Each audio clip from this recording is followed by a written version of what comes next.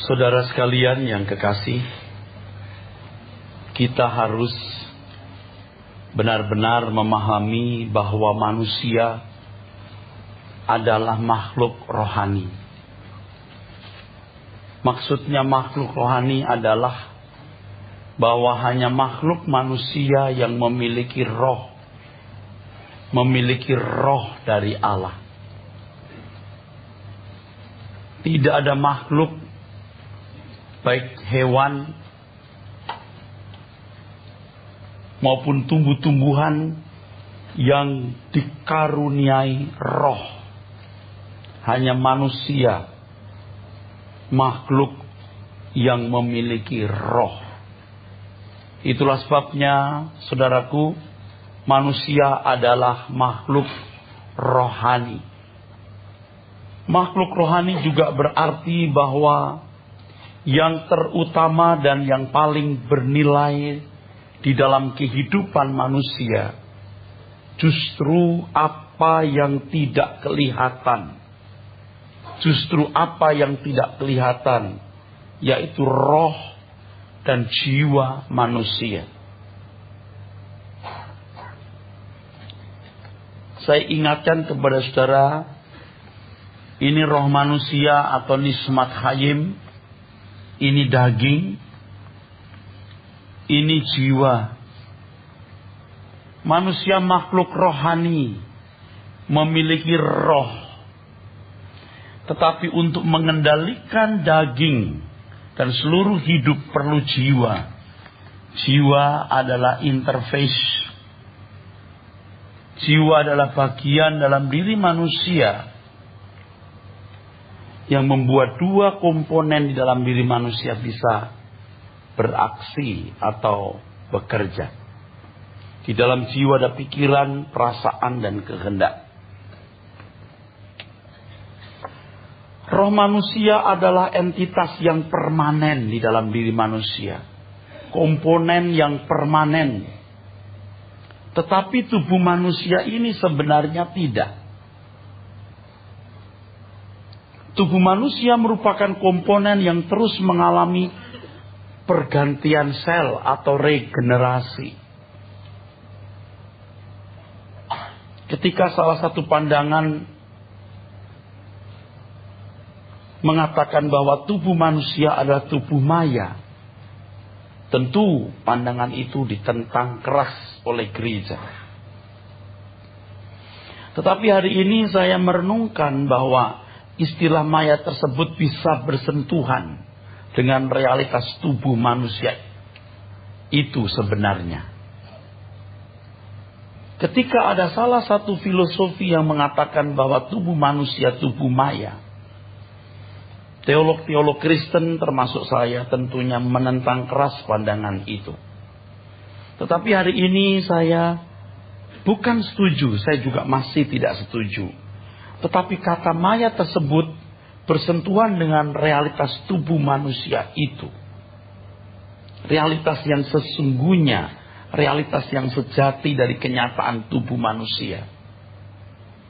Tubuh manusia adalah sesuatu yang terus mengalami siklus regenerasi. Regenerasi sel. Jadi tubuh manusia ini bukan bersifat permanen, saudara. Setiap hari miliaran sel menggantikan sel-sel yang mati dalam tubuh manusia. Rupanya banyak sekali sel yang mati dalam tubuh kita setiap menitnya. Setiap menitnya. Bisa dalam jumlah jutaan bahkan miliaran. Tetapi sebenarnya jumlah ini hanya kurang dari 0,0001%. Jadi jumlah yang mati itu hanya sekitar 0,0001%, saudara. Kecil. Dari jumlah sel yang digantikan dalam tubuh kita setiap harinya, yang jumlahnya bisa 80 triliun sel digantikan setiap hari dalam tubuh manusia. Dengan demikian tubuh manusia tidak permanen, selalu mengalami regenerasi. Dengan demikian, yang memberi nilai manusia bukan fisiknya, karena fisik ini akan terus mengalami pergantian sel. Tetapi yang bernilai itu batiniahnya, roh dan jiwanya. Ingat bahwa tubuh akan kembali ke dalam tanah, tetapi jiwa dan roh manusia bersifat kekal atau abadi. Seandainya manusia tidak jatuh dalam dosa, proses regenerasi ini pun pasti berlangsung. Jadi bukan karena manusia jatuh dalam dosa, maka baru ada proses regenerasi ini. Ingat bahwa manusia memang sejak semula diberi Tuhan makan biji-bijian dan tumbuh-tumbuhan. Ya tentu Alkitab tidak menjelaskan. Ingat Alkitab ditulis, ya Pentateuch, 5 kitab awal itu ditulis oleh Musa sekitar tahun 1440 sebelum Masehi. Tepatnya 3500 tahun yang lalu. Tentu pendengarnya adalah orang-orang yang primitif, belum bisa diajak bicara sedetil ini. Tetapi setelah kurun waktu begitu panjang dan manusia mengalami evolusi pengetahuan yang hebat, manusia tahu bahwa asupan yang dikonsumsi oleh tubuh kita itu menjadi bahan dari sel-sel di dalam tubuh manusia. Logikanya luar biasa jalan, saudara. Sebab tubuh manusia diambil dari tanah, unsur mineral dari tanah. Maka kelangsungan tubuh manusia juga dari unsur-unsur dari tanah. Hanya ketika manusia jatuh dalam dosa, maka yang pertama, manusia harus kembali ke tanah. Dari debu kembali ke debu, the dust of the ground. Yang kedua, kita ingat bahwa bumi dikutuk. Jadi mineral yang kita asup ini, yang kita konsumsi ini, adalah mineral yang dari bumi yang telah terkutuk. Nah, apakah ini punya peran? Tidak perlu kita persoalkan. Tapi yang jelas manusia mengalami degradasi. Ya, grafiknya dari umur 1 hari terus sampai umur 35 tahun itu klimaks, lalu mulai turun 70-80 tahun meninggal. Seandainya manusia tidak jatuh dalam dosa, bukan tidak mungkin, ya, dari umur 1 hari sampai 33-35 tahun terus stabil. Nah, saudaraku sekalian, jadi tubuh bukan sesuatu yang bersifat abadi. Nah, kita tidak tahu perumus filosofi pada waktu itu, maksud maya itu, atau maya bayangan, atau maya impian. Nah, kalau kita sekarang menghayati bahwa tubuh manusia memang ada pergantian sel secara berkesinambungan, nah seperti maya, lenyap, lalu diganti sel baru. Seperti maya tapi bukan maya, seperti pengertian etimologi kata maya itu. Seperti tubuh kita membutuhkan pakaian, demikian pula roh dan jiwa manusia membutuhkan pakaian. Pakaian untuk roh dan jiwa adalah tubuh. Ya, kalau tubuh membutuhkan pakaian, pada mulanya tidak membutuhkan pakaian, ya. Jiwa roh kita ini membutuhkan tubuh, yaitu tubuhnya adalah daging. Nah, di sini kita mengerti mengapa Paulus berkata di 2 Korintus pasal 5. 2 Korintus pasal 5 ayat 1 kita mulai. Demikian firman Tuhan. Karena kami tahu bahwa jika kemah tempat kediaman kita di bumi ini dibongkar, Allah telah menyediakan suatu tempat kediaman di sorga bagi kita. Suatu tempat kediaman yang kekal, yang tidak dibuat oleh tangan manusia. Ayat 2. Selama kita di dalam kemah ini, kita mengeluh karena kita rindu mengenakan tempat kediaman surgawi, di atas tempat kediaman kita yang sekarang ini. Ya, jadi kemah di sini maksudnya adalah tubuh. Ya, kemah di sini maksudnya adalah tubuh. Ya, kemah di sini bukan rumah, tubuh. Terus ayat 3, sebab dengan demikian kita berpakaian dan tidak kedapatan telanjang. Ayat 4, sebab selama masih diam di dalam kemah ini, kita mengeluh oleh beratnya tekanan. Oleh beratnya tekanan. Tubuh kita ini tubuh yang sudah punya irama dosa. Ya. Irama dosa. Sinful nature. Punya irama dosa. Saya baru membaca satu risalah di koran tadi, bahwa tubuh manusia itu cerdas. Tubuh manusia pun seperti punya pikiran, cerdas. Jadi tidak heran ya kalau orang biasa makan sate misalnya setengah matang gitu, ini akan menuntut sate itu. Apalagi kalau mengkonsumsi narkoba, saraf-saraf tubuh ini akan menuntut. Kalau biasa tidur di ruangan AC, terus nggak tidur di ruangan AC, bisa nggak tidur semalam suntuk. Tubuh kita ini cerdas. Dia bisa adjust, bisa penyesuaian. Ya, biasa tidur di ruangan ber-AC, lalu tidur di ruangan yang tidak ber-AC nggak bisa tidur. Tapi dilatih terus lama-lama dia menyesuaikan diri lagi. Tubuh ini cerdas. Nah, tubuh ini tubuh yang telah memiliki irama dosa, saudara.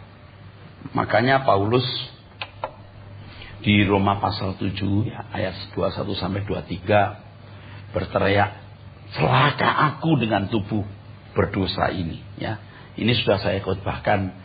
Celaka aku dengan tubuh maut ini.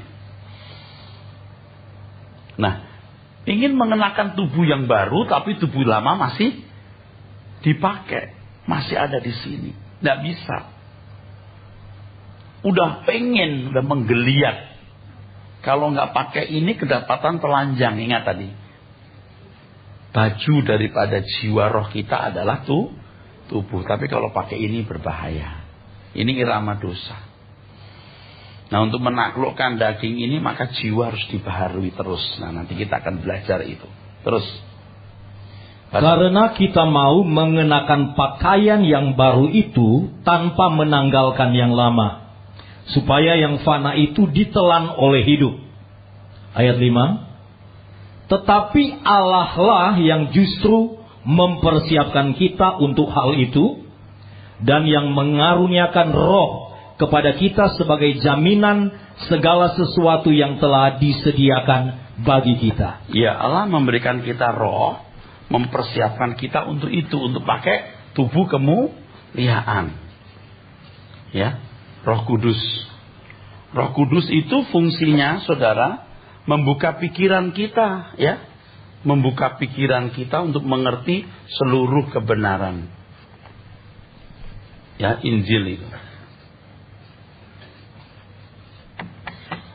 Injil. Jadi Roh Kudus itu menjadi meterai, tapi juga menuntun kita kepada kebenaran, saudara. Injil. Lalu 9.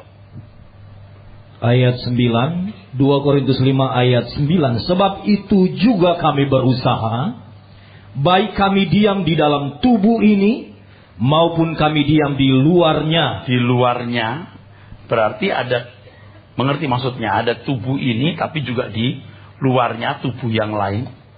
Terus supaya kami berkenan kepadanya. Supaya kami berkenan. Kalimat berikutnya ayat 10, sebab kita semua harus menghadap tahta pengadilan Kristus, supaya setiap orang memperoleh apa yang patut diterimanya sesuai dengan yang dilakukannya dalam hidupnya ini, baik ataupun jahat. Saudara sekalian, jangan berdebat mengenai hal ini, bahwa kita sudah ditentukan untuk selamat. Yang lain mengatakan tidak begitu.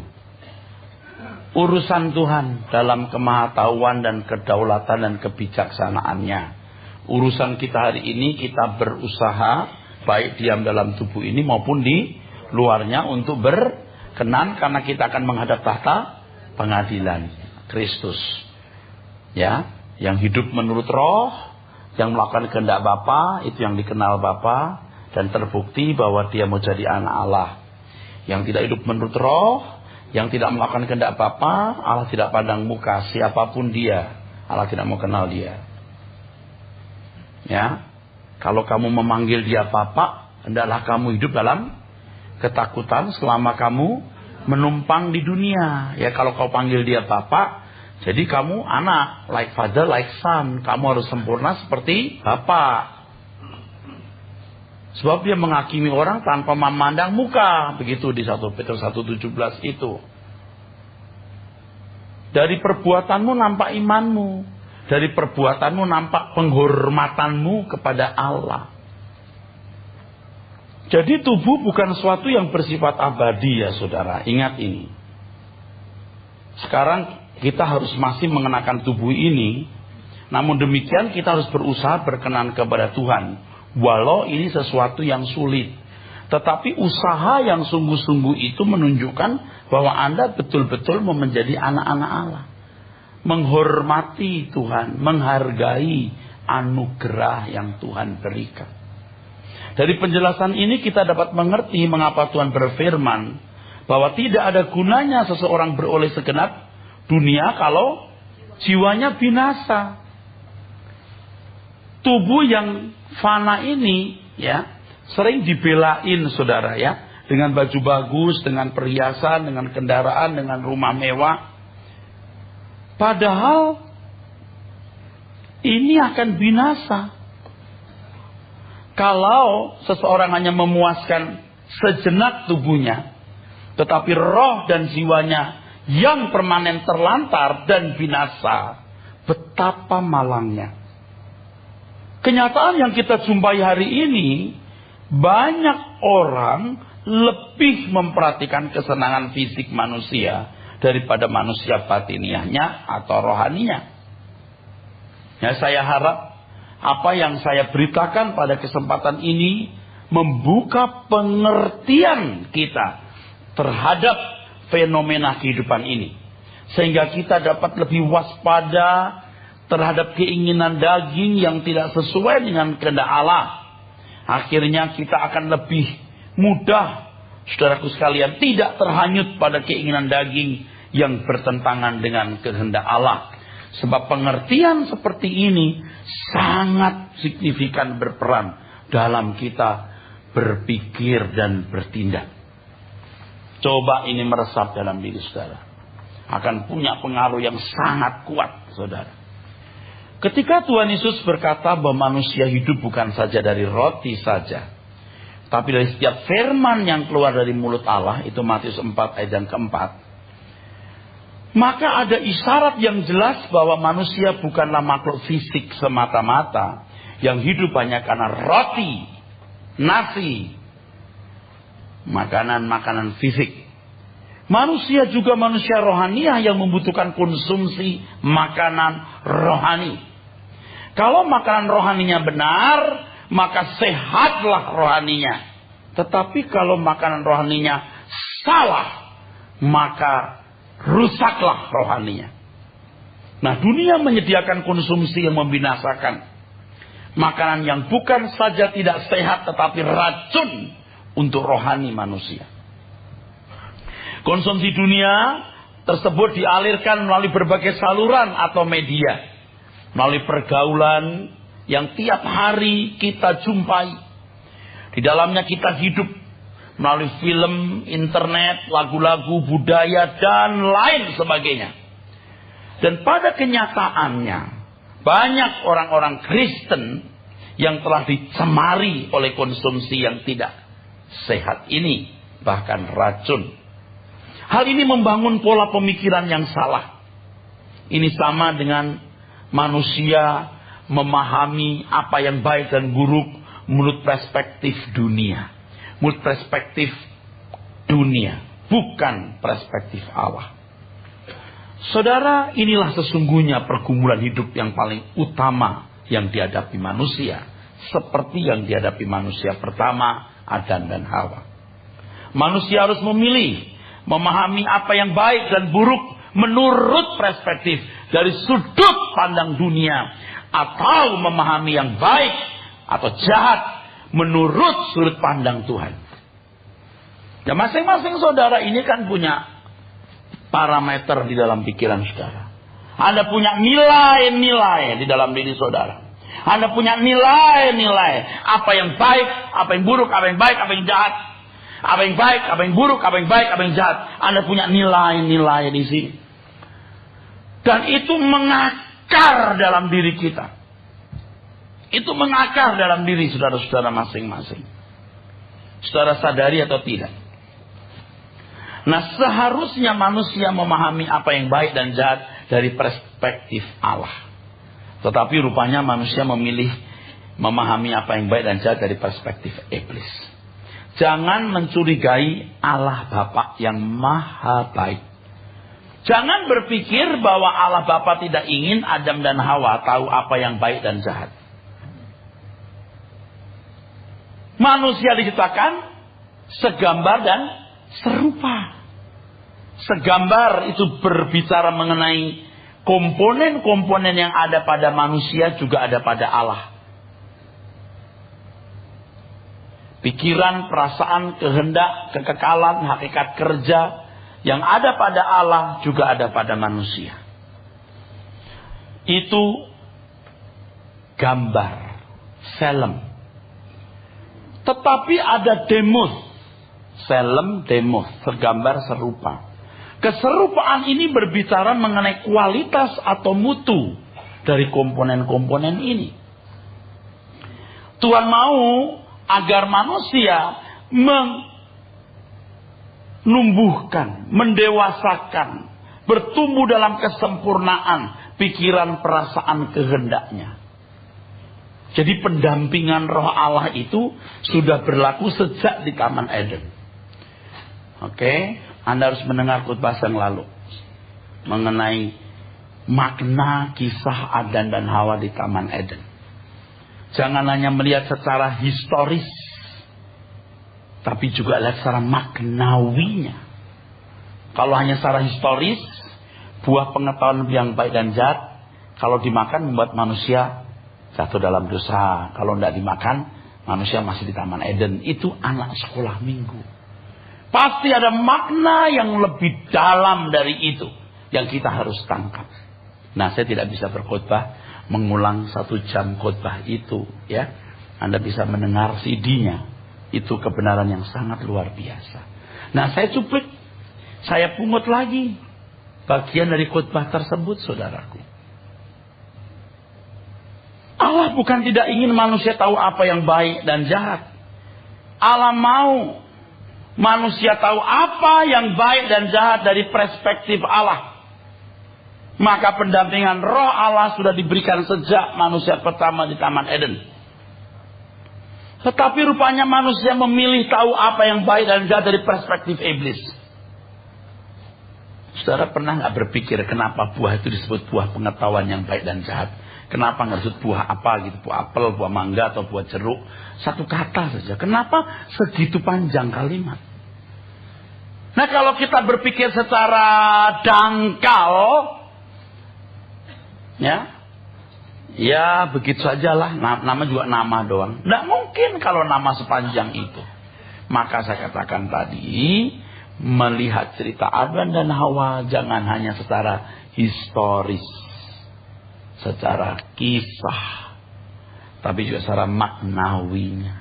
Nah, ini luar biasa, ya. Manusia memilih apa yang baik dan jahat dari perspektif iblis. Hal ini mengakibatkan manusia memiliki pandangan yang salah dalam segala aspeknya. Sebagai contoh, ketika manusia memilih cara pandang iblis ini, ya jatuh dalam dosa maksudnya, maka mereka merasa malu dengan ketelanjangan mereka. Padahal sebelumnya juga telanjang, tidak malu, bukan? Kok sekarang malu? Jadi yang berubah bukan apa yang dilihat, tapi cara dia melihat. Itu cerdas sekali. Maka saya katakan dalam khotbah saya di pertemuan yang lalu, bahwa kisah Adam dan Hawa itu punya dinamisitas yang tinggi dan fleksibilitas yang tinggi. Sepanjang zaman ditarik, itu maknanya luar biasa. Bertahun-tahun saya mendengar cerita itu, bahkan dari kecil saya mendengar cerita guru-guru sekolah minggu saya. Ya, baru setelah umur setengah abad lebih ini saya baru bisa membedah. Menakjubkan sekali. Ini pergumulan yang sama seperti yang kita alami hari ini. Apakah jiwa kita mau diisi kebenaran supaya Anda punya perspektif Allah dalam memandang segala aspek, atau Anda membiarkan banyak unsur masuk dalam pikiran saudara sehingga saudara memandang salah segala aspeknya. Dan ini tidak bisa dibuat dalam waktu cepat. Itu dibangun dari hari ke hari. Bila Tuhan mengendaki agar kita tidak serupa dengan dunia ini, maksudnya apa? Cara kita memandang. Anda nggak salah punya uang, Anda nggak salah punya rumah, Anda nggak salah punya pasangan hidup, Anda nggak salah punya anak, Anda nggak keliru kirim anak ke luar negeri untuk kuliah, Anda nggak salah punya karir. Tapi cara Anda memandang semua itu. Anda mengerti yang saya katakan? Caramu memandang. Nggak salah jadi pendeta, nggak salah jadi pedagang. Pendeta nggak lebih mulia dari pedagang. Cara memandang profesi, cara memandang harta. Anda menikah baik, nggak menikah pun baik, tergantung bagaimana Tuhan menempatkan Anda. Tapi cara Anda memandang pernikahan, cara memandang. Di situ orang perlu pembaharuan pikiran. Roma 12 ayat yang kedua itu. Transformasi, metamorphose, renewing our mind. Pembaharuan pikiran. Untuk itu kita harus selalu mengalami pembaharuan pikiran setiap hari. Nah, tadi saya katakan bahwa manusia pertama Adam itu memang sudah mendapat pendampingan dari Roh Kudus, Roh Allah. Bahkan ketika manusia sudah diusir dari Taman Eden, masih didampingi oleh Roh Allah. Sampai ketika manusia, pihak anak-anak Allah, manusia yang disebut anak-anak Allah, ingat yang dipimpin Roh Allah adalah anak Allah, Roma 8:14. Jadi keturunan Set ini masih dipimpin oleh Roh Allah, maka disebut anak-anak Allah. Itu bukan malaikat, itu manusia yang dipimpin oleh Roh Allah. Tetapi ketika keturunan Set yang dipimpin oleh Roh Allah, yang disebut anak-anak Allah ini mulai mencintai dunia, mengikuti keinginan daging, maka Roh Allah undur. Apa kata firman Tuhan? Manusia daging adanya. Nanti implikasinya dalam hidup kita ada. Anda dipimpin Roh Kudus nih, tapi Anda tidak mengalami pembaharuan pikiran, tapi unsur-unsur suara dunia yang masuk pikiranmu, sehingga engkau berpikir tidak seperti Allah berpikir, perspektif pandang hidupmu tidak sama seperti sudut pandang Tuhan, engkau hidup dalam daging dan tidak sesuai dengan pikiran Allah. Roh Kudus bisa dihujat atau terhujat oleh engkau. Undur. Paham gak saudara? Ya. Lah hidup kita cuman sebentar kok. Kalau Anda nggak mau nurut, nggak mau bener, mau ngapain? Hah? Mau jadi Kristen tuh mau ngapain? Kalau nggak mau dengar kebenaran dan melakukan kebenaran, mau ngapain? Adalah bodoh kalau saudara tidak belajar kebenaran. Bodoh sekali. Sudah mendengar begini, khotbah yang lalu dahsyat. Cari CD-nya. Soal makna kisah Adam dan Hawa. Dengar. Baru nyambung dengan khotbah hari ini, saudara. Lebih lengkap. Saudaraku, bagaimanapun apa yang kita lakukan hari ini dan seluruh perilaku kita sangatlah ditentukan dari cara kita memandang hidup, dari cara kita memandang dunia. Hal ini merupakan hasil dari akumulasi, penumpukan dari apa yang telah kita serap dari dunia, yang membangun pola berpikir tertentu yang permanen di sini. Hasil akhir dari kehidupan ini adalah sikap hati seseorang yang dibuktikan atau diekspresikan dengan seluruh perilaku atau perbuatannya. Apakah sesuatu yang dilakukan karena dorongan dagingnya atau rohnya? Untuk bisa melakukan segala sesuatu berdasarkan dorongan rohnya, maka seseorang harus mengisi jiwanya dengan kebenaran firman. Jiwa yang diisi dengan kebenaran firman akan memiliki frekuensi atau chemistry yang sama dengan rohnya. Dan rohnya itu roh dari Allah. Roh itu roh dari Allah yang harus jadi kuat untuk bisa mendominasi jiwa, dan jiwa mengendalikan seluruh kehidupan. Makanya jiwa harus dibaharui, saudaraku, terus menerus. Roh Kudus yang dimeteraikan di dalam diri kita itu mencerahi pikiran kita. Tapi kalau kita nggak mendengar firman, bagaimana Roh Kudus mencerahi pikiran kita? Yang ditonton sinetron, yang dibaca hal yang tidak pantas dibaca, yang ditonton hal-hal yang tidak pantas ditonton, Anda mendukakan roh Allah. Tidak ada yang perlu dicerahi dalam pikiranmu, sebab engkau tidak punya tools untuk itu, yaitu firman kebenaran. Jiwa dicerai oleh Roh Kudus untuk mengerti pikiran dan perasaan Allah melalui firman Tuhan. Nah, kadang-kadang waktu kita membaca Alkitab, kita mendengar khotbah, kita belum tahu. Tapi jangan berhenti, belajar terus, simpan dalam hati. Orang-orang yang punya banyak firman yang dia dengar walaupun tidak diketahui secara penuh, akan memasuki masa inkubasi. Lalu Allah akan berikan satu persatu iluminasi. Terus itu. Makanya saudara, Anda perhatikan khotbah saya, nggak ada yang sama, walaupun kelihatan sama. Jadi kalau ada orang berkata, khotbahnya itu laki sama aja, kelihatannya sama, pasti pendalamannya beda atau angle-nya beda. Jadi perhatikan itu. Kalau Anda belum menangkap kebenaran, Anda simpen dulu. Simpen kenapa ya? Pak Elas bisa begitu ya. Simpen. Nah, kalau Anda nggak pernah dengar, nyimpennya nggak ada, Anda nggak datang ke suara kebenaran, Anda nggak dengar juga di sini khotbah, bagaimana Anda bisa punya iluminasi? Apalagi orang-orang yang sudah melewati tahun-tahun panjang, yang harddisk pikirannya sudah dipenuhi dengan pikiran-pikiran dunia, dengan praduga-praduga dunia, dengan pola-pola berpikir dunia, itu lebih sulit dirubah. Saya harus relakan dia masuk neraka. Toh percuma saya pegangi. You mau berubah? Nggak mau, goodbye. Jangan menghambat pekerjaan Tuhan. Anda juga. Anda mau benar, ayo benar. Nggak benar, goodbye. Siapapun kamu. Mau kamu orang kaya, mau kamu orang pintar berorganisasi, mau kamu orang dekat saya, siapapun. Kita kan mau selamat nih. Kalau mau selamat kita mau belajar firman. Nggak boleh berhenti. Mau berubah, mau bertobat, baru kita bisa jalan bareng menuju langit baru, bumi baru. Kita nggak boleh punya kepentingan. Amin. Siapapun. Nah, kita nggak punya kepentingan kok. It is not my company. It's not my company. No. Everything belongs to God.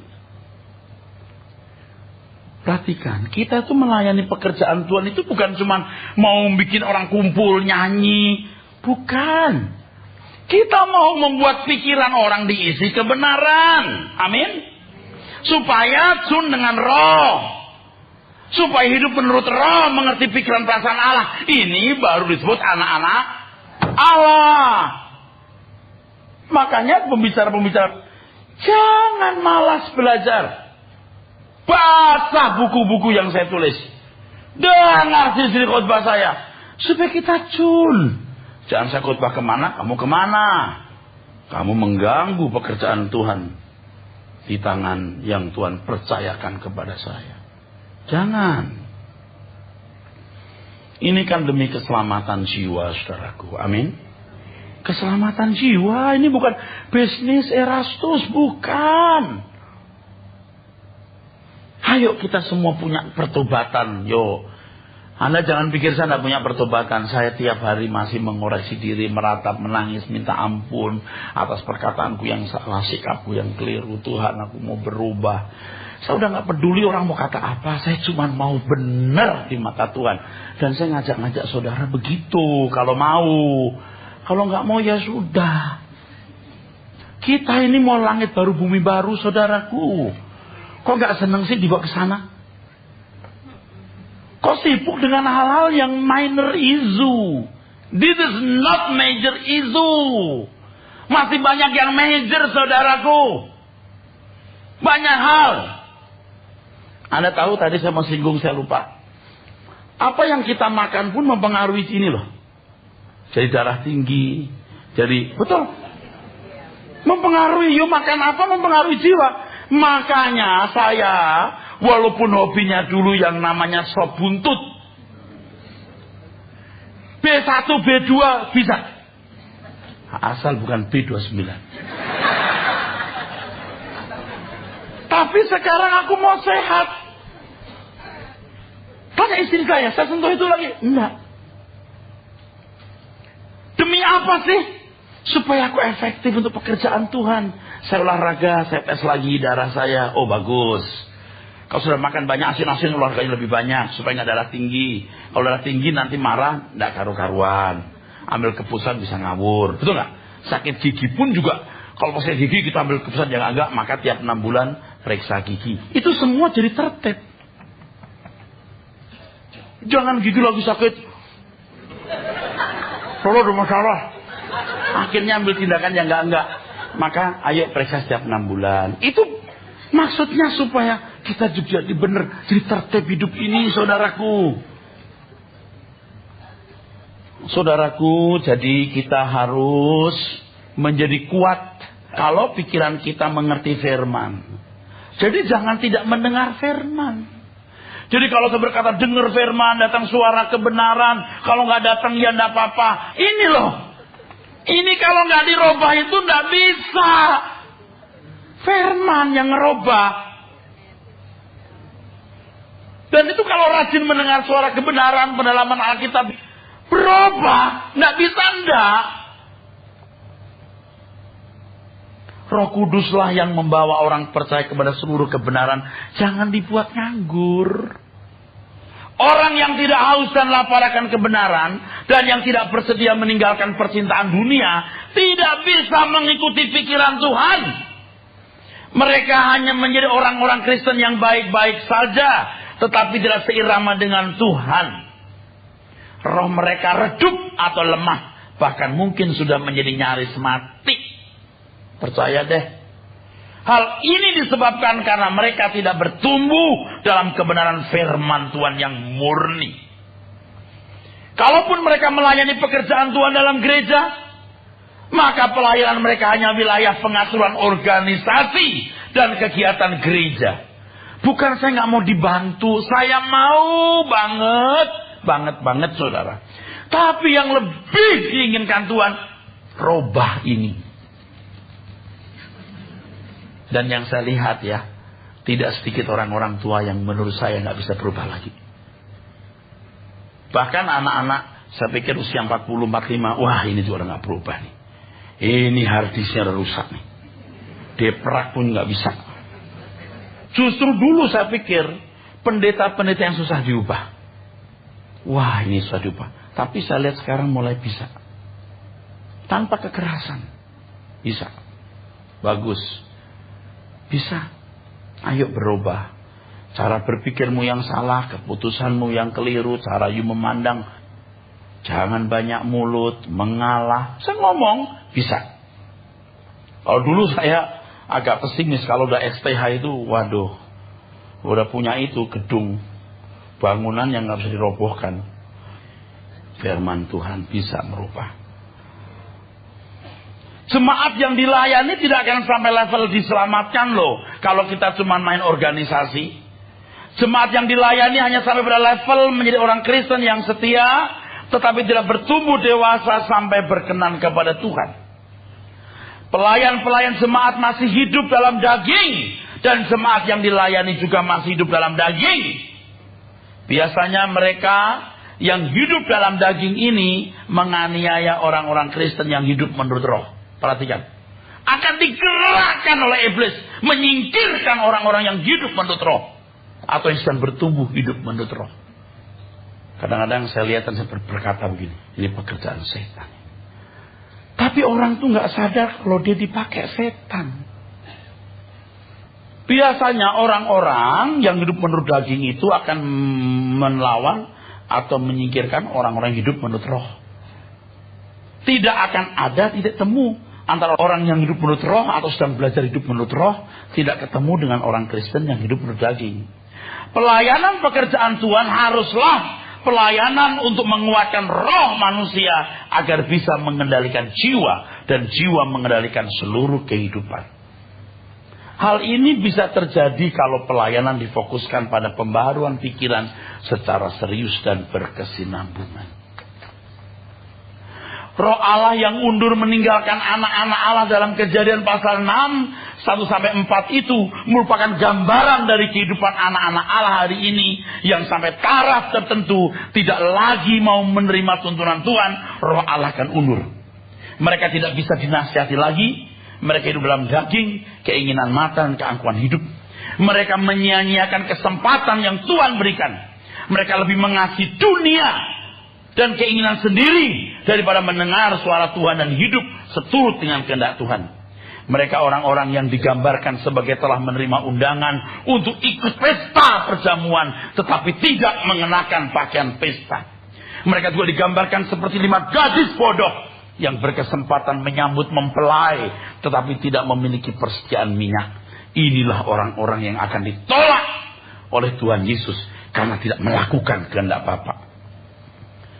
Barangkali mereka bukan orang-orang yang dikenal sebagai orang-orang jahat di mata manusia.